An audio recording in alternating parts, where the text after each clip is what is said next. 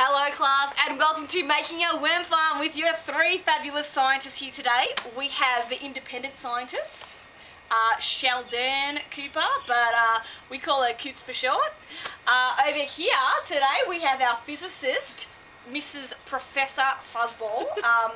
She's got a bit of a do going on here.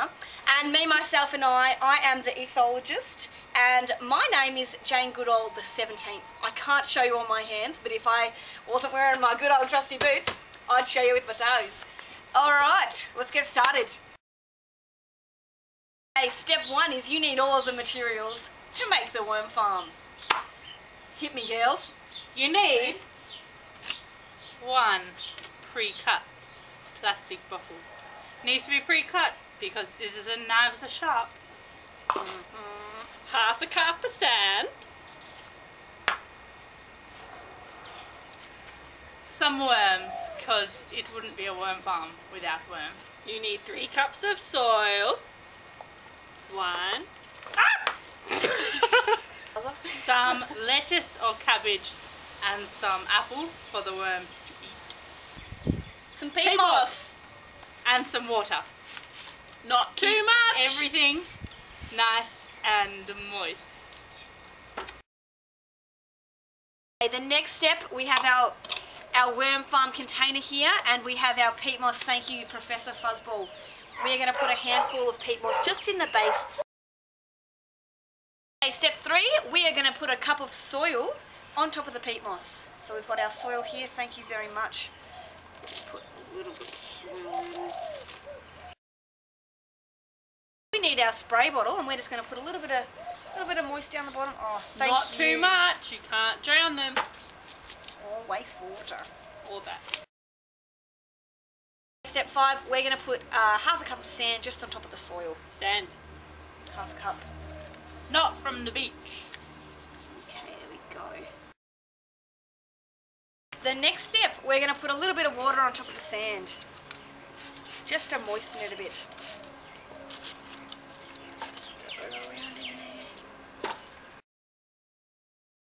The next step, we're going to get another cup of soil and pop that on top of the sand. Put that in there. Step 8, we are going to put a little bit more water on top just to moisten the soil. There we go there, nice and moist. Right, for step 9, we're going to put a little bit of food in for our worms. So we've got some apple here. Apple in our cup, so we'll just put a little bit in here. Okay, and now for step 10, we're going to put some leaves, cabbage leaves or lettuce leaves, just something green, in on top of that for some good food for the worms. There we go. Okay, and now for step 11, we're going to put a bit more dirt just on top, another cup of dirt. To fill it up there.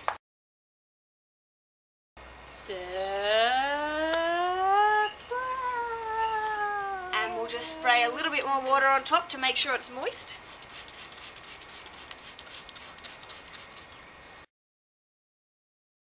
Okay, and for nearly the final step, we have our worms that we're going to add on top. Here we go. A cup full with some worms, 3 or 4 worms.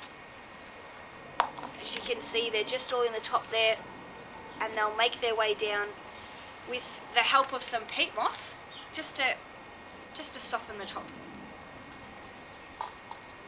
And then finally we'll spray it with some water. There we go.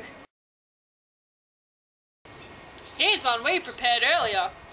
And from this we can see that we've put just some paper around the outside just to keep it really cool and a dark place for the worms, because that's what they prefer.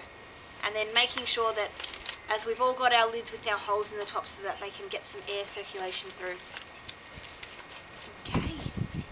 And this is our worm farm. How to make a worm farm. Ta-da! Yeah.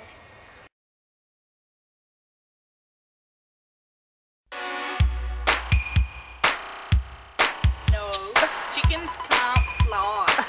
Gorilla lady comes back from the bush. I'm a primate.